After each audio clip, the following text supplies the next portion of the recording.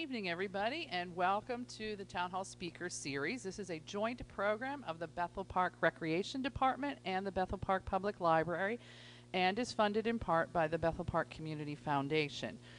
My name is Christine McIntosh. I'm the director of your public library, and this evening our speaker is Mr. Craig Wolfley.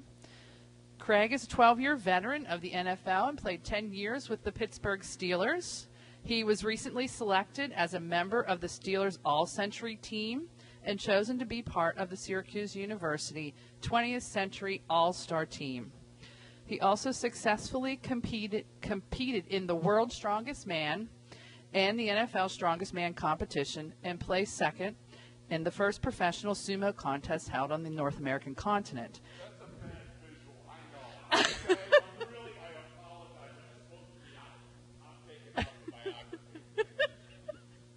He holds a black belt in freestyle jiu-jitsu, so if you make fun of his sumo career, he can kick your butt.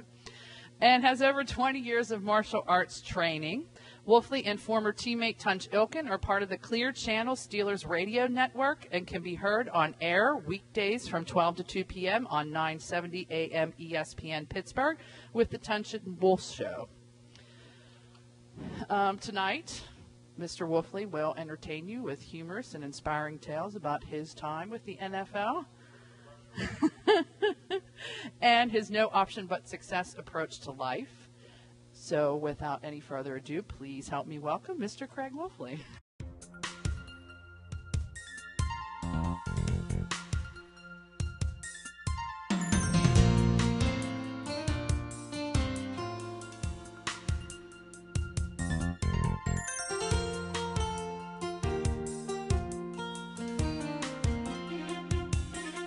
St. Peter standing at the pearly gates. Young man comes running up. He comes, "Oh, St. Peter, oh, I am so happy to see you." You know, I was getting a little nervous. I was getting a little scared.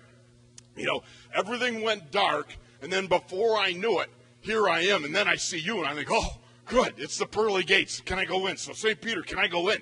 St. Peter says, "Young man, before I allow you into the pearly gates here, you got to have done something good. Have you done something good that you can tell me about?" The young man stood there and thought about it for a moment, and he said, "Well, there was this time, St. Peter, I was out in the Badlands, out in Dakota, and there was this terrible outlaw biker gang, and they had circled around this poor couple, and they were terrorizing this couple, and I couldn't have that, St. Peter, so you know what I did?"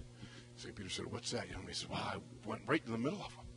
I walked right up to the leader, big Philistine-looking dude. I walked right up to him, and I said, 'You got to leave these people alone.' And I punched him right in the nose. Then I ripped out his nose ring, and then I kicked his Harley over. Then I turned to all the other people, and I said, 'Any of you guys want to get to this couple, you got to come through me.'" St. Peter said, "Oh, that's pretty impressive. How long ago did that happen?" He said, "About 3 minutes ago." Go ahead and laugh. Come on, it's not going to get any better. Now, on my way in here, unfortunately, I heard that there was a couple closet Browns fans. That's troublesome. That's very troublesome.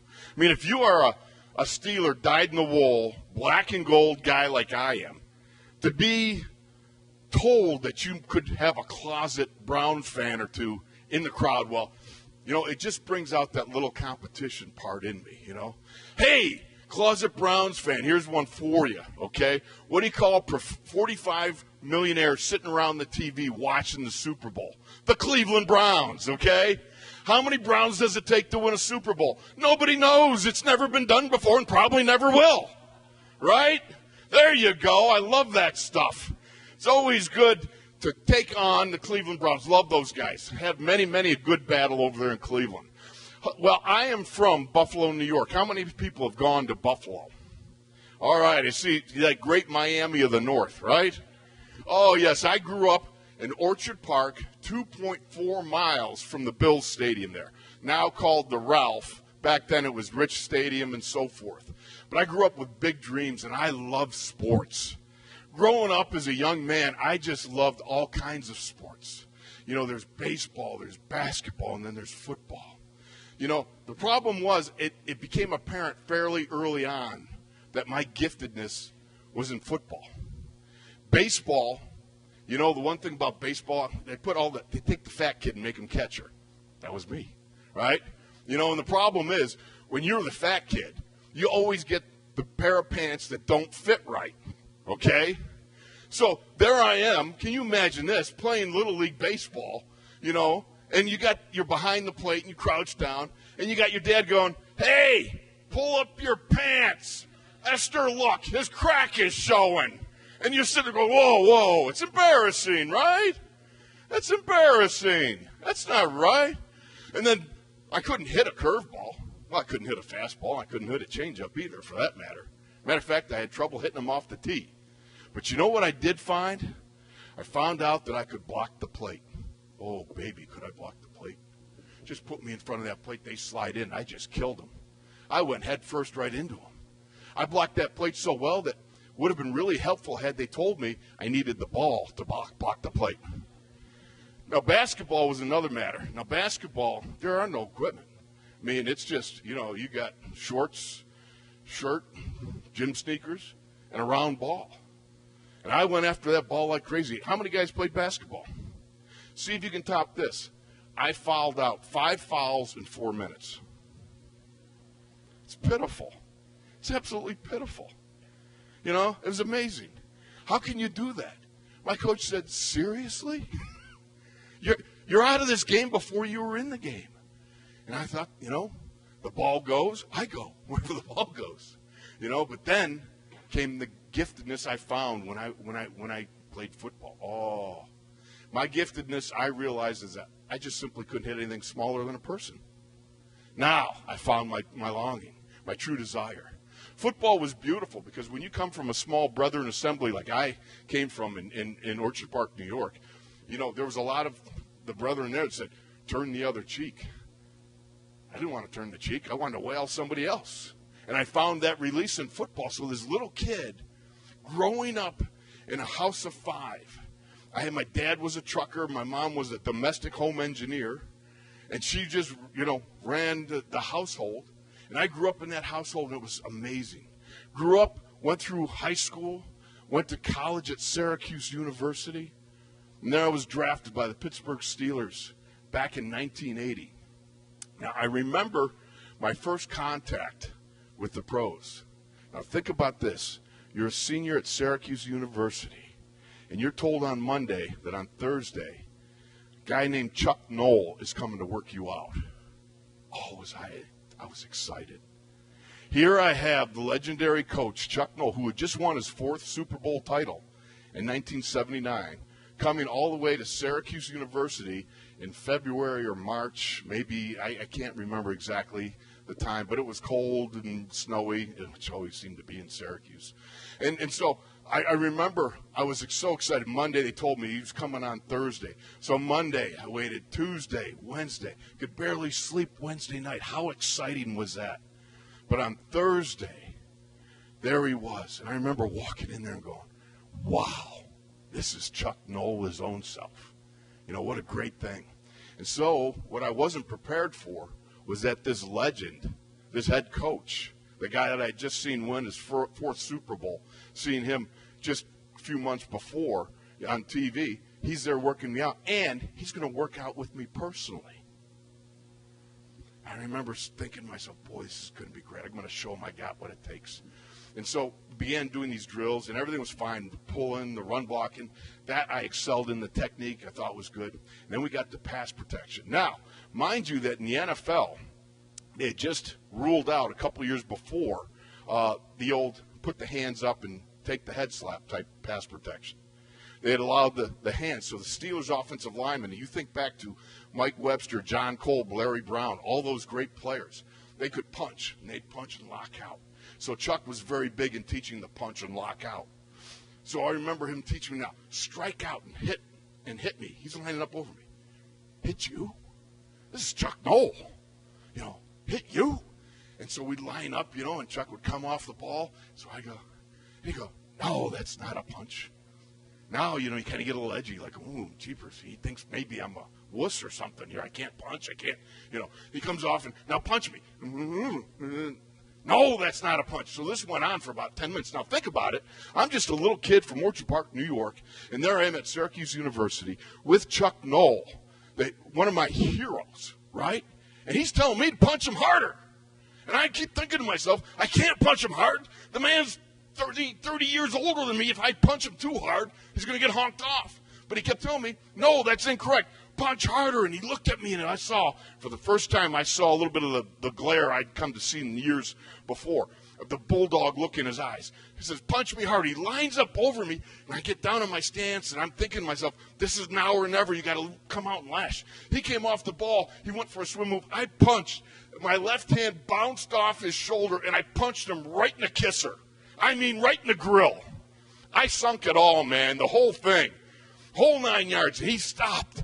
And for a moment, he turned, and again, that bulldog glare came over.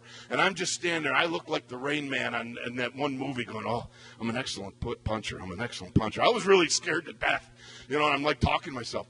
And it passed, and just for a moment, I looked, and he wiped blood off his mouth. And I'm thinking, oh, you got to be kidding me. He looked at me and goes, now that's a punch. A couple months later, I found myself being called by the Pittsburgh Steelers and drafted in the 5th round. And, of course, I always like to say and remind my good friend Tunch Ilkin, who we were drafted next to each other in 1980, that I was drafted in the 5th round and he in the 6th. But that's, just between buddies. So, the thing about it was so exciting because there I was. I'm coming into Latrobe. You go up to training camp. Oh, is that exciting? I mean, you think about it. You've just been drafted by the Pittsburgh Steelers. You drive into Latrobe, and you drive up that center driveway up to St. Vincent College, and the first thing you know is you got to go out there, and you got to go in and get your rooming assignment. And I'm thinking, this is cool, because all these guys are my heroes. The Mike Websters, the Terry Bradshaws, the Lynn Swans, Franco Harris, those guys. So there I am. I'm standing there going, surely they're going to, put me in with somebody that's going to mentor me and stuff like that. And they said, no, we put you in with another draft choice. See, back then they didn't have any off-season workouts. I said, well, who's that? And he said, Tunch Ilkin. I said, what's a Tunch? Who names their kid Tunch? And I remember Ralph Berlin, the trainer. We used to call him the plumber. All right. As a matter of fact, Ralph, he doesn't live too far from here. But anyhow, Ralph said to me, well, he was born in Istanbul, Turkey. He's Turkish. I said, really? Turkish? I didn't even know there were Turks in the world. But, okay, so I go up, and we sit around, and we have that first day, we have run-in, we have meetings and all sorts of stuff.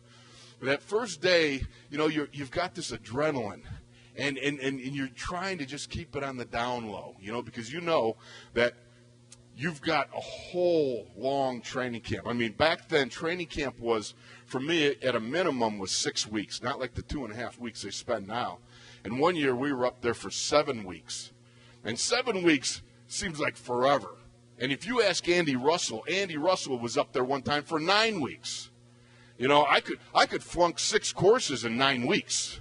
That's just how good I was at academics. So anyhow, we go through that first day. And that first day, after the running, after meetings and everything else, you want to get to sleep because the first day, after you arrive there, the next day you're in pads, okay? And it's not like, back today, they got a 3-day grace period. They come out in shorts and T-shirt, and they got 3 days to, quote-unquote, acclimate to the weather, what we call lingerie football, okay? Back then it was, you just go, and go you do. So you want to get a good night's sleep. So that first night after the meetings were over, I waited in the hallway because we had, telephones out in the hallway, put a quarter in. And so I waited just to call Mom and Dad, tell them I was still alive, and I was still, still breathing, still kicking. They hadn't cut me yet. and so after getting that done, being third or fourth in line, I remember coming into the room, and here's this guy, Tunch Ilkin, already laying down in bed. Now, you got to understand that the dorm rooms at Bonaventure Hall in St. Vincent College are very small. They're built for little college dudes with little college dudes' beds with, 2 little college dudes' desks, okay? And the distance between one bed to another is only about 4.5, 5 feet, okay? So it's close quarters. And the mattresses, all right, that we had, they were all horsehair stuffed mattresses. I swear my friend Flicka was stuffed in my mattress, okay? And if you laughed, you just gave away your age, okay? Now, I walk into this room. Now, remember, there's no air conditioning. All right, very Spartan conditions. And I sit down, I lay down, I'm thinking I want to get a good night's sleep because we start with doubles tomorrow, and it's going to be just, to the wall with effort and endurance and everything else for the next 6 weeks. And this is my life we're talking about. This is what I wanted to do. The thing I'd wanted since I was 7 years old. My mom tells the story that I told her that I was going to play pro football someday. Well, I laid down, and just as I'm starting to relax, I hear this guy, Toon Chilkin, and he goes,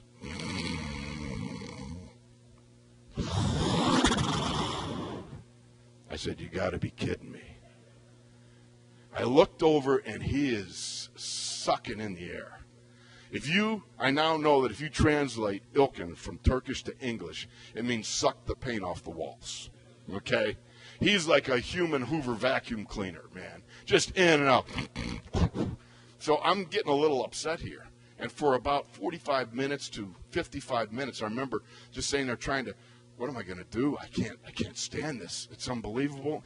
And I looked over at him, and all of a sudden he sat up in bed, just bolt upright, just sat up in the middle of all that snoring. He looked at me and he goes, Bazanaya, I need you. And then he laid back down. Now I'm climbing the walls. Whoa! What was that? That's like a seizure. Why did he do that? Who does that? You don't even know the guy, and he just sits up and he just prattles off something. Little I know that he dreams in Turkish, and he'll speak in Turkish while he's sleeping. Well, I didn't know that then. I do know this. I did not sleep much that night.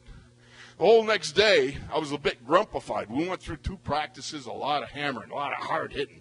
Back then, training camp was, that was when men were men, and they had real hitting back there. And so we went through 2 hard practices and meetings. There was 1, 2, 3 meetings we went through. And that evening meeting, all I could think about is I can't wait to go back to my room and pass out. And I have to get there before this guy, Tonchilkin, gets there. Because if I don't, I'm going to have another sleepless night. So I quickly made my way after the meeting, called Mom, Dad, everything else, just, again, checking in because they wanted to know that first day how I was doing. So I go in, and I give him a call, and then I go in, and he's already in bed. This guy is like the ghost. He just slips in there, and he's just all set to go. So all I could think about was I laid down, and I just started thinking, okay, sleep. Like this, and all of a sudden I hear, and it was at that point there I just snapped. I'd had it. I was already driven beyond what I could handle. I remember getting up from the bed, walking over. I stood over him. I patted him on the head, gave him a little kiss. I said, good night, dear. Oh, he didn't sleep a wink that night, I'll tell you. I fixed that little Turkish wagon, I did. Oh, yeah. Yeah, it's amazing we've been friends so long, huh?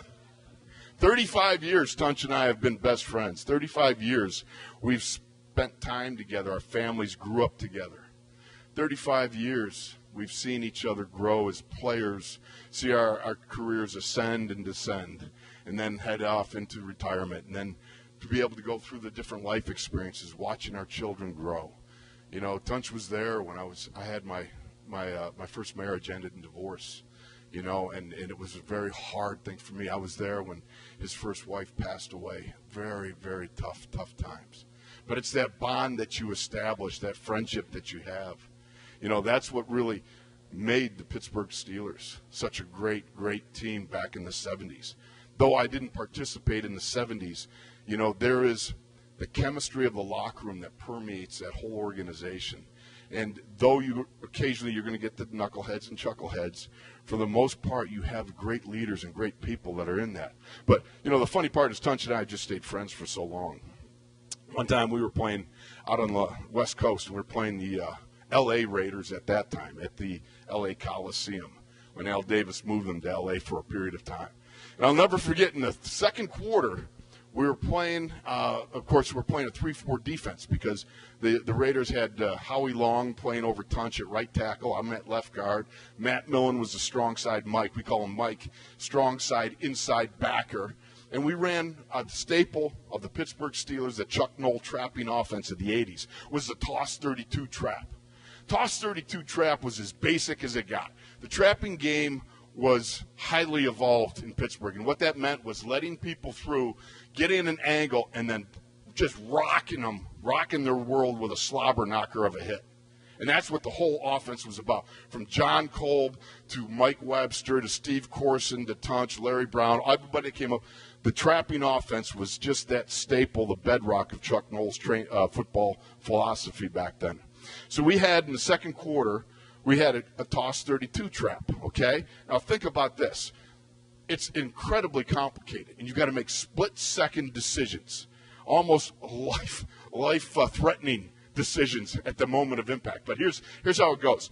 Terry Bradshaw, under center, okay?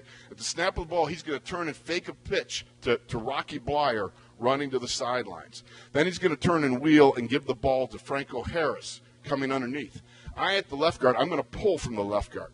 Now, follow this carefully. Tunch Ilkin, at right tackle, is going to pass that Howie Long. Now, Howie's got to make a decision. Number one, if he sees the pass set, he thinks it's a pass, and normally what he'll do is he'll rush to the outside for containment on the pocket. But if he would ram on a blitz going to the inside, then I would trap him, and Tunch would go up to the outside backer. If he ran to the outside, all right, like on a pass, Tunch would block him, and I would turn up on the linebacker. So at the snap of the ball, you got Terry Bradshaw fakes the pitch to Rocky, turns around, gives it to Franco. I pull from the left guard. Tunch pass sets right in front of Howie Long. Now, Howie takes a step inside like he's going to ram, but he sees the fake pitch and turns and runs tail to the sidelines, okay? So what does Tunch do? He's got to go up to the second level. But what do? I see Howie Long come one step inside, then take himself out of the play. So I make a great athletic adjustment. All right? With cat-like quickness and power, I turn up the corner like this, and I hit straight up from Matt Millen. Now, unbeknownst to the two of us, we are now on a course to occupy the same space right in front of Matt Millen.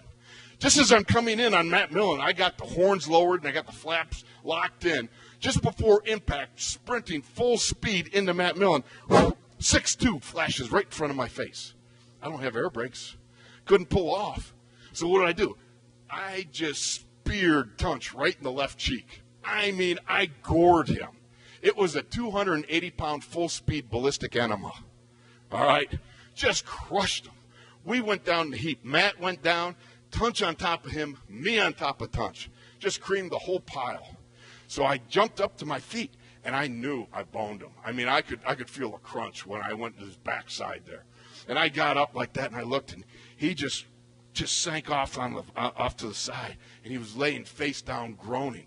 So I did what anybody else would do at that point. All right, I went back to the huddle. So we're back in the huddle. Bradshaw's in the huddle and says, all right, huddle up, huddle up. We're down one. So I'm in the huddle and standing next to Mike Webster. I go, gee, I wonder who that is. About 8 seconds later, here comes Tunch. Oh, he's dragging the leg into the huddle. And I go, standing here, Webby's here in between us. I go, Tunch, what happened? He can hardly breathe. He's just holding his back. He's going, somebody speared me in the back. Move Webby out of the way. Go, did you get a number? He goes, I couldn't see. All right, I'm in the clear, right? To his credit, he plays the entire rest of the game, doesn't miss a snap, but he is in agony on the plane trip back. The entire plane trip coming back from L.A., 5.5, I think it was, hours, if I recall, he couldn't sit in any position longer than probably 9 to 12 minutes. He was up, shifting, He took so much aspirin, I don't know how. He didn't go into a coma over that. And he's hurting. The whole time I'm going, wow, that was really bad. Those Raider guys. That's just – now, and the thing about it was back then, see, the day after a game was always a day off for us. Now, nowadays the guys will come in the day after game and they got film, but we waited until Tuesday from a Sunday game. So on Monday, I got off. All the players got off. You got off. It's a wonderful day unless you're hurt, and then you got to go down and you got to get treatment. Spend about 4 or 5 hours getting treatment down at the stadium instead of being at home. And, of course, there I am. I'm living large on the couch. I got the remote, and I'm just, enjoying myself, relaxing. Poor Tunch is down there getting treatment. Tuesday we went in. I'd forgotten everything. He was hurt. I didn't even remember. All I remember was we went to the meetings. We sat in the meeting room, and all of a sudden the film started. First quarter goes by, and, the game's going swimmingly for the kid here. All right? I'm enjoying myself, and then all of a sudden the second quarter, men, toss 32 trap. Tunch, Wolf, you might want to pay particular attention. That's when my ears perked up. That was my line coach, the big kahuna, Ron Blackledge.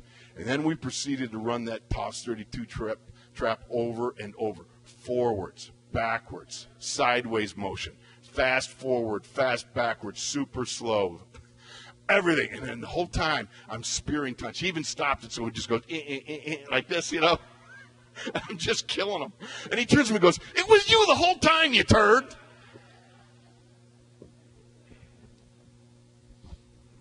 It's really funny because football is truly a snapshot of life. You get all kinds of characters. And, in all walks of life, you're always confronted with that first job situation.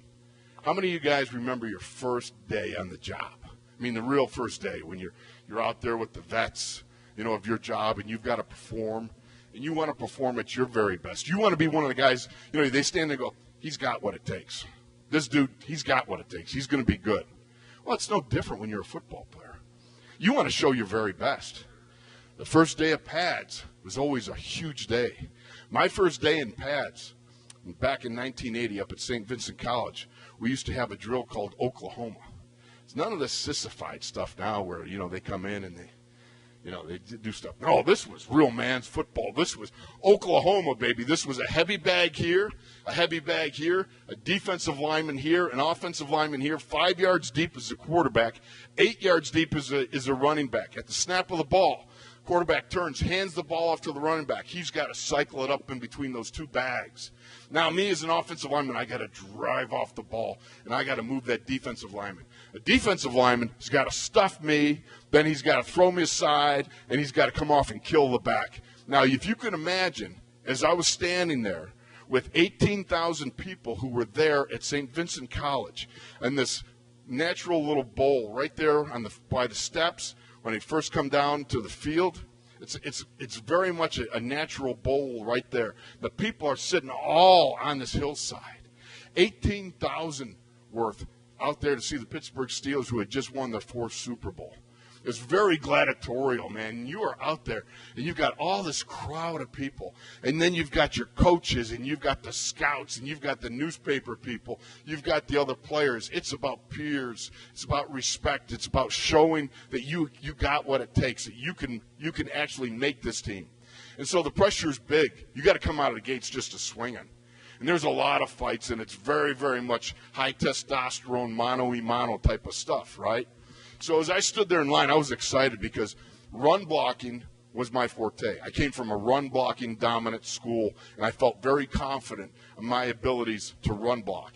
And I felt very confident that I would be matched up with another rookie or a second-year guy, and I thought, that is my opportunity to step out and show Chuck Knoll and 18,000 people and all the news people that I belonged on this team. So as I stood in their line, there was about 6 different lines. And it's all going off, they go one here, then there, and there. And each one highlighted with oohs and ahs from the crowd or a fight or something like that. But I stood there in line, and I'm like looking and going, all right, who do I got? I start counting. 1, 2, 3. I was 4 deep, and I went 4. I said, no, that can't be. 1, 2, 3, 4. I peeked. It's still there. 1, 2, 3, 4. 4 was not another rookie. 4 was not a second-year guy. 4 was a guy by the name of Green. Oh, let's see. Joe Green, yes. So, what did we used to call him back in the day? Mean Joe. Oh, do you remember why they used to call him Mean Joe? Oh, let me refresh your memory, okay? As a senior in high school, at Orchard Park High School, when the Miami Dolphins played the Pittsburgh Steelers down in Miami, I will never forget watching Joe Green when he head slapped all-pro tackle Norm Evans from the Miami Dolphins so hard he cracked the helmet which drove a splinter up into his eye, paralyzed the optic nerve, and rendered Norm Evans blind in that eye for several minutes. Oh, I remember my sophomore year at Syracuse University as I watched the Buff Bills play host to the Pittsburgh Steelers, and Joe Green hit Joe DeLamielleure, the all Hall of Fame guard from the Buffalo Bills, with a forearm so hard it broke the face mask and broke his nose. I remember as a senior at Syracuse University watching the Pittsburgh Steelers play on Thursday Night Football out in Denver. You remember this one? When he got so honked off at Denver guard Paul Howard, he couldn't wait for Paul Howard to come to the line of scrimmage. He went into the Bronco huddle, he punched Paul Howard out in his own huddle. And all the other Denver players said, "Hey, ref, did you see that? Somebody do something." That's the Mean Joe Green that was 4 deep and I was preparing to go against. At that point, I started to really start talking to myself. Nowadays, we call it, Dr. Phil calls it self-help, okay? But back then, it was just about the basics. And I'm thinking to myself, that's okay. That's great. This is the time. This is the place. You can whip Mean Joe Green. You've got to be fundamentally sound. You've got to put that forehead right in Joe's chin. You've got to roll over that front foot. You've got to rip to rack, drive your fist right into his chest plate. And after that, you've got to roll your hips through and climb him at an angle. Under and up, as Chuck Noll always used to say. So with those words, I bolstered myself and got my courage together, walked into the huddle, and it was Cliff Stout, and it was Sidney Bull Thornton. I don't even remember the bull. And Stouter looked at me and goes, "You ready to go, young buck?" I said, "Yeah, I'm ready to go." Then he looked at the line of scrimmage, and there was Mean Joe just standing there with his hips waiting for me to come. And he turned around, he looked at Sidney, and he goes, "Sid, you ready to go?" And Sidney went, "Oh." I said, "Sid, don't worry. I'm going to move him out of the way." And he said he did this faster. With all my courage, I heard the snap count 2. I turned around with a determined look in my eye, started trotting the line of scrimmage. And I was really excited. I was really excited because I just felt really good. I felt powerful. I felt strong. I felt, fundamentally sound. And I thought this was my moment in time, and I was going to get a chance to go up there, and I'm just going to look Joe Green right in the eye, and then I'm going to come off, and I'm going to whip him in front of everybody. As I got down in my stance, I looked, and I got to tell you, Joe's a big man. Oh, he had a big head, too, like a bison. It's amazing. I can remember his breath to this day. It was really bad, But anyhow, we got down in our stance. I was snorting. We're just like this, and all of a sudden the snap count came, and boom, we came off the ball like two mountain goats. We just hit each other so hard. And the first thing I saw was kind of like stars, but they flashed. But I put that forehead right in his chin. I ripped the rack with my fist, and I got to the chest plate. I rolled over that front foot, and I rolled to punch my hips through, and I started getting under and up, and I realized I'm doing it. I'm whipping Mean Joe. I'm going up. I got him. And you know what happened was that I turned around. I got picked up and spun in the air, and then Joe slammed me right on my head. Oh, he threw me so hard. I kid you not. I remember those stars when I first saw the little sparkles were now like huge and flashes of lightning. And all of a sudden, as I staggered up off of my knees, I could taste dirt in my mouth, and I started spitting. I spitting blood out of my mouth. And I remember standing up. Now, Tunch says that I cried, but I didn't, okay? Don't believe him when he tells you that, okay? But as I stood up and I attempted to look, I realized it was just blackness, and I couldn't see. And all of a sudden, I just panicked. I don't know if you've ever been in something that was just sheer black and you can't see. And I started screaming, "I'm blind! I'm blind! Joe Green blinded me! He blinded me!" And all of a sudden, I heard it was Chuck Noll came up behind me, turned my helmet around. He said, "Son, you're not going to last long in the NFL looking out your ear hole."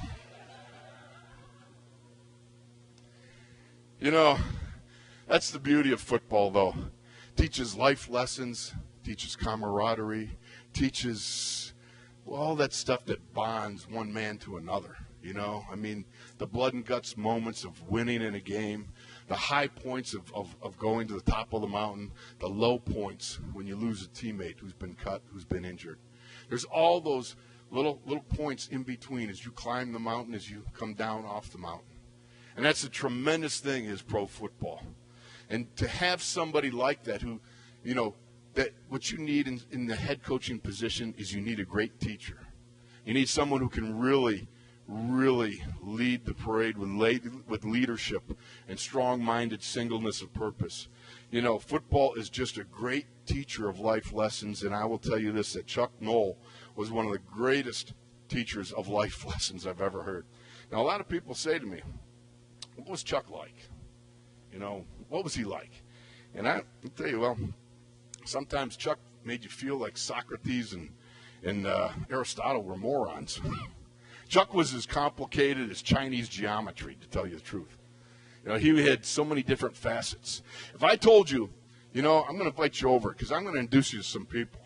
I'm going to introduce you to a classical guitarist, and a guy who likes to play the ukulele, a man who is a gourmet cook, who understands the production and consumption of vintage wines, a man who was a boat captain, another man who was a pilot.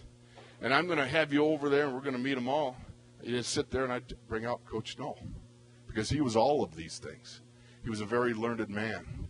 You know, one of the greatest stories I heard was just before the Super Bowl. Before a championship game. I don't remember the Super Bowl, and Tom Moore tells this story. He was the offensive coordinator for so many years. Just before they go out there, Chuck was reading a book, and Tom was sitting there going over all his charts and everything else before the game. And he said, Chuck, what are you reading? And he's reading a book about being a boat captain. You know, this is an hour before you go out for kickoff. And Tom said, how can you possibly concentrate and read a book like that right now with this championship game just an hour away? Chuck said, Tom, you got to learn to relax. And that's just the way Coach Noll was. You know, but Coach Noll was so many different things. I mean, he was a guy who, you know, he was very much all about what you see out there. It wasn't enough that you did the right thing, that you, on your job assignment, you picked up the right guy or whatever.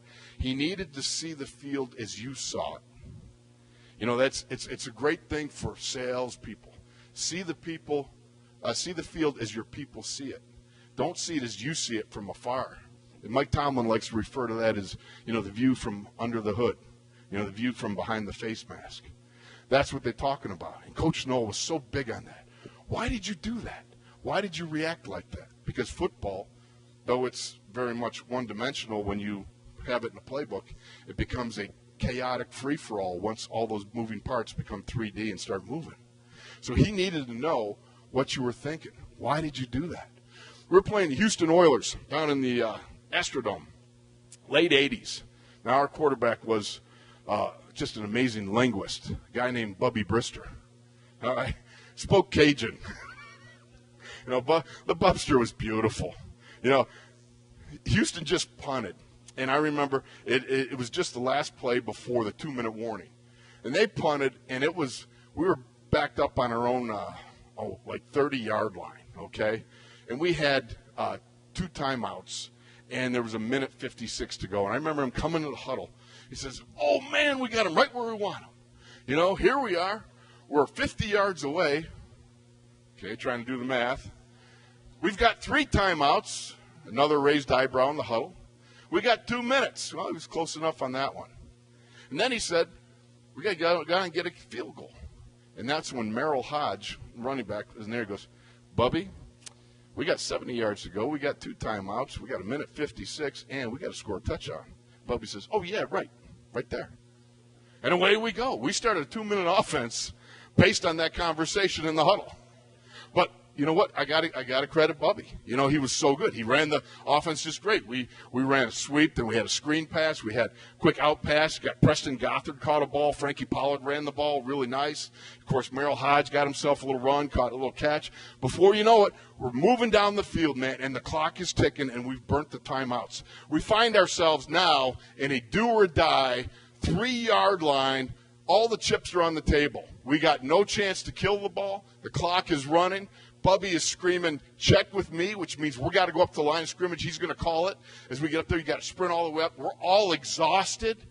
And we get up there in the line of scrimmage. I remember Mike Webster's over the ball, and Webby's yelling, "Run it, Bubby, run it!" Meaning, you got to, come on, let's go, we got to go. And the Oilers are straggling around. They're getting down their stance. We're all just heaving. We're all so tired. And Bubby comes up, and he looks over the sidelines. He sees Chuck Knoll. And Chuck is signaling toss 33 trap. And just before he comes up, he sees Tom Moore signaling full eye right, toss 32 trap. He looks at that, kind of shakes his head. They're both giving opposite signals. He steps up to the center, and he goes, blue 66, Z hook and go. Blue 66, Z hook and go. Set, hut. And away he snaps the ball. He throws the ball on the hook and go to Preston Gothard. Touchdown. We win the game. Celebration, madness everywhere. It's awesome. That was Jerry Glanville. Nobody loved to beat Glanville more than Chuck. So we go off into the locker room, and I know there's a couple things about to happen. Chuck is going to have everybody come up. We'll have the team prayer at the end. You know, we're going to sit there, and he's going to say a few words. He's going to give a game ball out. But I know that after we break up, at some point, he's going to come back, and he's going to talk to Bubby. He's got to find out. I know this is the way Chuck, was looking. I've been with him 7-8 years at this point. I know what he's thinking. So as we pulled off, pads, and Bubby got the game ball and a few words, break up. Now, Bubby's locker is about 8 away, 9 away to my left, I remember. And all I can think was, I got to see this, because whatever Bubster's got to say, it's going to be interesting. As a side note, this is the guy, I saw it with my own eyes. He filled out a check for the union dues, the NFLPA. In the memo line, it said dues, D-E-W-S. I love Bubby. He's just the greatest. But anyhow, I knew Chuck was going to come over and going to have a conversation. So as I'm pulling my shoulder pads up and pulling them off, I kind of sidle my way over because I know this is about to get interesting. Sure enough, I see Chuck coming on over. I just kind of doing my business. Just I want to hear what he's got to say. And I'm interested myself what Bubby saw to call that last play. 66 Z hook and go. Why did you? So anyhow, he comes over and Chuck goes, Bubby, I got to tell you, that was one of the best 2-minute offenses I've ever seen. It was great, commanding presence. You're aware of the clock. You're aware of down and distance, personnel, packages, everything. I came down, he says, right at the end, I got to know what you're thinking. Did you see it was 6-1 tackles out, the tackles looping out? Did you see the strong safety come up? They're going to run a double Mike and strong safety in the A-gaps. Did you see the corners playing man press? All right, is that why you went to what you called? And Bubby says, tell you the truth, Chuck. So I was coming to the line of scrimmage, time's running out. And I look, and, you're signaling toss 32 trap, and Tom's signaling toss 33 trap, so I just added them together. Now, I'm even stunned at this one, right? Chuck, all the blood comes out of Chuck's face. He is now pale as Casper, okay, the ghost, all right? It's pale because he just realizes this entire game, this whole week of work, this season finishing, not finishing, but keep us in the hunt game, all came down to Bubby having bad math skills. He says, Bubby, surely 33 and 32 equals 65, not 66. Bubby says, well, shoot, Chuck, if I was smart as you, we'd have lost that game.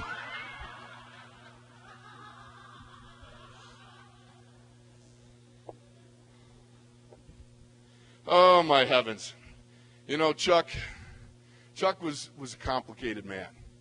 I miss him greatly. He, as I said before, he changed the course of my life. I was just a little kid from nowhere growing up and being overwhelmed with the Pittsburgh Steelers and the likes of Joe Green and Jack Lambert and Terry Bradshaw and Mike Webster. Mike Webster, my hero.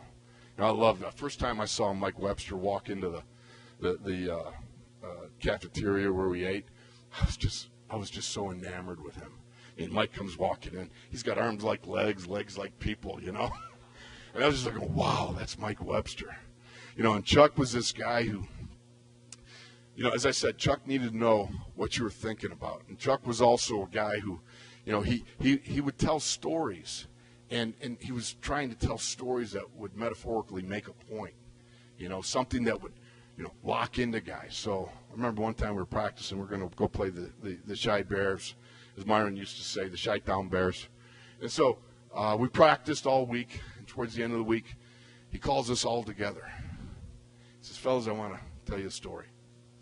He said, there were two monks walking along a road, and they came to a river, and there was a young woman there. And the woman asked, would you please carry me across? I don't want to get wet. And the one monk said, sure. Picked her up, put her on her back, carried across the river, set her down. And the two monks walked another 5 miles down the road, whereupon the one monk turned to the other monk and said, surely you understand that in our order it's forbidden for one of us to touch a woman. And the other monk looked at him and says, well, I only carried her across the river. You've carried her the last 5 miles. Take it in. Everyone's out there going, what was that? I mean, I play with a lot of guys on the team. There's not too many NASA scientists there, right? So anyhow, we go and we play the game. I had one of them games, had a couple offsides. I had mental error on a pickup. It was just, you will have those days, And so I remember coming back after the game, I was really trying to avoid Coach Knoll, because I knew what it was going to be, So we flew back from Chicago, and we landed at the airport. And we disembarked down the stairs, and coming downstairs, I'm thinking, okay, I'm making my getaway here. Got my bag, and all of a sudden, wouldn't you know it, as I turned, here comes Coach Knoll. The coach looked at me and said, Craig, I'm really disappointed in you. He goes, and I could see he was just tightening up, and he was about to give it to me. He said, it's unbelievable that you jumped off sides, but to not pick up that mental error, that was crucial. That's unforgivable. You can't do it. It simply can't happen. That's when the little light bulb came off in my head, I turned to Coach Knoll. I said, Coach, I understand it's a forbidden thing to have a mental error. I said, but, I left that play in Chicago. You've carried it all the way here with me, with Pittsburgh. He looked at me quizzically, like didn't understand a thing. He goes, that's one of the stupidest things I've ever heard you say.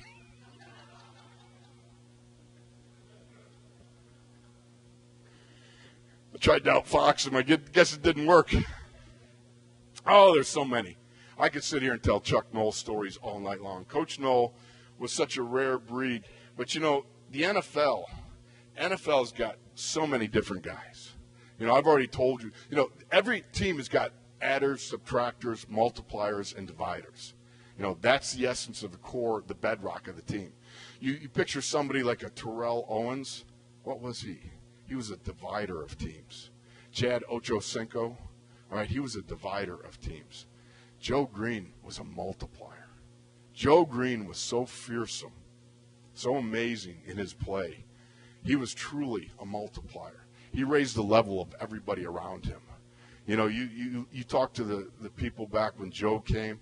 Before Joe, there simply was no respect for the Pittsburgh Steelers. After Joe was such a proponent of what Coach Knoll put, in his mind about doing things the right way. It's not enough to do it right once in a while. You got to do it right all the time. That's the way Coach Knoll believed, and that's what Chuck believed. It's funny because I asked Joe Green one time on our radio show. I said, Joe, when did you first start to get the message from Coach Knoll that it was about his way, not your way? And it was so funny because he looked at me and says, well, he said, my second year, he said, I had come down from Bonaventure Hall. I came back from lunch, and I was on my way up to Bonaventure Hall for a nap in between practices there. He said, and I didn't want to have to come back down to the locker room. I'd just take my pads and shoes and some tape, and I'd go up into my room, and I'd just dress in the room and come down from the meeting room, which is up there. It's about 200 yards away from the locker room. It's quarter miles is a lot when you're going through doubles in the Chuck Knoll training camp, trust me. So he said, I decided I'm going to come back from lunch. I'm going to take my equipment and go up there. He said, well, I got to the locker room. It was locked. He said, so I just kicked the door in. Kicked the door in, took my pads, went up to my room, laid down, took a nap. He said, I was just dozing off, and all of a sudden there was this knock, doom, on the door. So I got up, opened the door, and it's Coach Knoll. I said, Joe, that'll be $500. Thank you. Walked away. He said, but that was the first time that I realized that it was about Chuck's way. It's not about my way. I'm not the most important person here. It's about the team concept. And Joe became one of those people that was truly a multiplier. I mean, he was one of those guys. I remember my rookie year, we lost to the Raiders on Monday Night Football, 45-34. Okay? Horrible game. Horrible game. We had turnovers, missed assignments, mental errors, onsides, offsides, everything you could imagine go wrong that night. And we lost at Three Rivers Stadium, 45-34. Joe Green hated two things. Number one, the Oakland Raiders. Number two, playing bad. He just sloppy football. He understood you're going to get beat now and then. Okay. But you don't get beat from mental errors and beating yourself. So we came into the locker room after the game, and I remember you come into the locker room making a left-hand turn. I started towards my locker, which is over here, and I got to the locker. And I had not experienced much football at that point. This was my 6th, 7th game as a Pittsburgh Steeler. So I was just simply following suit like everybody else. Got to my locker, started unbuckling the shoulder straps from my shoulder pads, and I started pulling them up like this, and all of a sudden I heard a kaboom! Just loud, like a cannon shot almost. Now, I got my shoulder pads pulled up over my head, so I'm kind of like a groundhog in the hole, right? So rather than pull my shoulder pads back on, it was really hard to get them off at that point there. I just kind of looked out the hole. I just bent over and looked out. So I'm looking out the neck hole in my shoulder pads and jersey over the top, and I look over, and from where the sound emanated, I see this helmet rattling around in a locker. So I just kind of panned up, and I look, and the nameplate says 75 green. Then I just panned to the right, looking out the aisle, and there's Joe. And he's standing in the locker room, big as life. And what happened was there was a lot of noise in that locker room when we came off the field. And all of a sudden, everybody realized from that bang, that helmet being thrown in the locker, and Joe standing up here, and he just started to emanate a little bit of a growl, like that. And everybody's eyes locked on Joe Green. And Joe said, "It's a little too happy in here." And it got that quiet. But that's the type of leadership that a Joe Green provides. And that's the type of guy that, as Mr. Rooney says, that's what turns a franchise around. How am I doing on time? Am I running over? Am I boring you guys? Oh, because you know what? It's unfortunate, but as my wife says, I suffer from gumball disease. She says, thoughts go from your brain to your mouth like somebody dropped a quarter in your nose. See, my wife, I got this Fitbit. She says, honey, I can get you a Fitbit because you're a bit fat. I love my gal. She's a riot. You know, there's so many great players. How about Merrill Hodge? You know, great moments. What a great player he was. Everybody recognized Merrill and all that. But, you know, so many things happen out there. Can we talk real? All right, things will happen out there that are odorific. How's that? I remember one time we were out in the field, and Merrill, who had been suffering from a digestive problem, shall we say, was not feeling too good. And I think it was the Eagles were playing. And he caught a swing pass out there, and it could have been Seth Joyner, but don't hold me to that. Can't quite remember. Somebody just knocked the daylights out of him on the sidelines. So Merrill comes back to the huddle. He's a little bit woozy, but he gets in the huddle, and all of a sudden there's a timeout because something's going on. Referee comes over, and he goes, hey, 33. He's got his jersey out like this. He goes, 33, tuck your jersey in. Merrill says, I can't do that. And the ref goes, 33, I'm going to send you off the field. Tuck your jersey in. I turn to Tunch and go, do you smell something? Merrill goes, sorry, sir. He turns around. Looked like he'd sat in a mud puddle. So that was a howl right there because everyone said, boy, he really did knock the crap out of you, didn't he? Merrill is just the greatest. What a great player. What a great testimony to a man who loves life and lives life to the fullest. You look at that guy. Look at the career he's etched out. This is a guy who, after that, he was he went to Chicago, if you remember, at the end of his career and had the concussion. You know, I talked to Merrill probably 6-7 months on the phone. Tunch and I had called him after that happened. And it was like he didn't sound like the same guy. You know, he's recovered from that. And that's, God bless him. He overcame, I think it was Hodgkin's lymphoma was something else. I mean, he has really been a guy who's overcome adversity, and he is just one of these terrific guys that you love and always makes you feel good. You know, there's a lot of other great guys. I always love my favorite rookie story. You know, everybody has a favorite rookie. You know, you play your career. I played 12 years, and it was terrific. You meet all these guys and everything like that, but there's always that one guy that stands out. We had a guy back in '87. Some of you might remember him. A guy named Brian Blankenship from Nebraska. Remember him? We used to call him Blank. Blankenship was so much fun. He was one of these guys. He was signed as a free agent, a rookie guard. Nobody expected him to make the team. He was just what we used to call a camper, a guy that they brought in to fill out the lines in camp so that the starters don't get all the reps. You know, a guy that would take some reps away from the starters and you know, at the very best, just be around to make the practice squad or something if he got hurt. So anyhow, we went all through training camp, and as it all worked out, Blankenship makes the team. It's incredible. Great story, great underdog story. And so in the very first game, we're playing in Pittsburgh at Three River Stadium. Now, the day before a game, you always end up coming into a hotel. You stay in a hotel together as a team the night before a game. Now, in that hotel, which was downtown, it's by the convention center. I don't know what it's called now, but that's where we stayed my third to last year in Pittsburgh.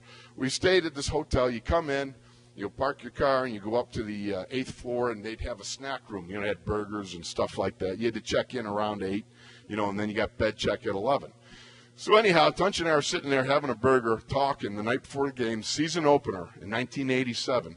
And Blankenship, who is this gregarious sort, you know, he's one of these guys, when he comes in the room, everybody knows he's in the room. And he comes through the door, and boom, the door kind of slams open, and he goes, "Oh, I love this life of a pro athlete." And I remember looking at Tunch going, "Oh, he's a beaut, isn't he?" He goes, "Yeah." He says, "You know, here I am staying in this beautiful hotel. You know, I drive up to this beautiful hotel. I get out of my new car. You know, I take the keys. I hit the valet man with the keys. I flip him $10, park it. I come on up here. And, you know, and I looked at Tunch. I go, "There's no valet here." And he goes, "What?" Blankenship ran all 8 floors downstairs, right? Comes running out to the front. There's nowhere to be seen. His brand new car and the valet, which, as I told him, "You just gave him gas money, you idiot," were found the next day in McKees Rock somewhere. And I said, "You know, Blanky, that N on the Nebraska helmet, it does stand for knowledge, doesn't it? Huh?" Oh, yeah. Beautiful stuff. You know, I will say this, and I'm just going to wrap this up in this right now.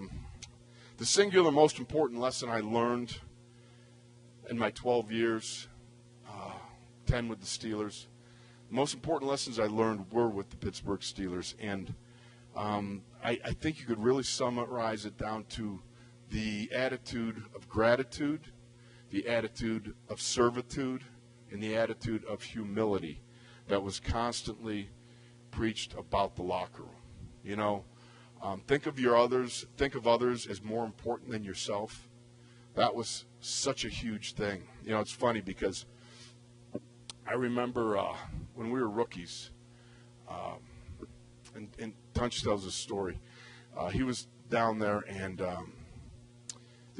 he was down in the Steelers locker room, or not the locker room, the offices outside, just shortly after the draft. And they brought everybody in, and he was down there. And he said he was sitting there, and he looked, and he saw this guy, Nate Johnson, was a 4th-round pick. Okay? He said Nate was there, and he started talking to this older gentleman that came into the room. And the man had, a pair of khakis on. He had a cardigan sweater, kind of misbuttoned, a golf shirt on, buttoned all the way up. He had a cigar that had broken off and was in his lip, and he was chewing on it. And he walked around. He had smaller ashtrays with his holding a bigger one. He'd empty the smaller ones into all of the bigger ones and walked around. He started up this conversation with Nate Johnson. And Tunch says, everybody knew it was the chief. You know, it was the chief. It's Art Rooney Sr., the founder of the Pittsburgh Steelers. And so he and Nate Johnson started talking. And Tunch said, well, we're just talking away. And Nate finally says to him, "So are you like the janitor here?" Dutch said, I just sat there and thought, well, he's gone. And the chief chuckled. And he said, my boy, I do a little bit of everything around here. But the chief always set the tone, set the example. He was such a humble man. I remember talking to one of the Danny Rooney Jr., and Danny said, he always used to tell his grandkids, don't think you're a big shot. You're not. He said, I'm not a big shot. None of you guys are big shots. Be humble. Be grateful for what you got. It always reminds me that just as Jesus washed the feet of his disciples, so we are to follow his example. Matthew 22:37-39 says, Jesus replied, love the Lord your God with all your heart and with all your soul and with all your mind. This is the first and greatest commandment. And the second is love your neighbor as yourself. When we do that, we're living out Jesus and living out being a good teammate. And that is probably the greatest lesson I learned in all my 12 years. I want to thank you so very much for being such a great audience. Thank you for coming out. I'm humbled by it. I thank you for your kindness. If there's any questions, we can field them now. And if you don't have any, I'm done. So thank you so much, folks.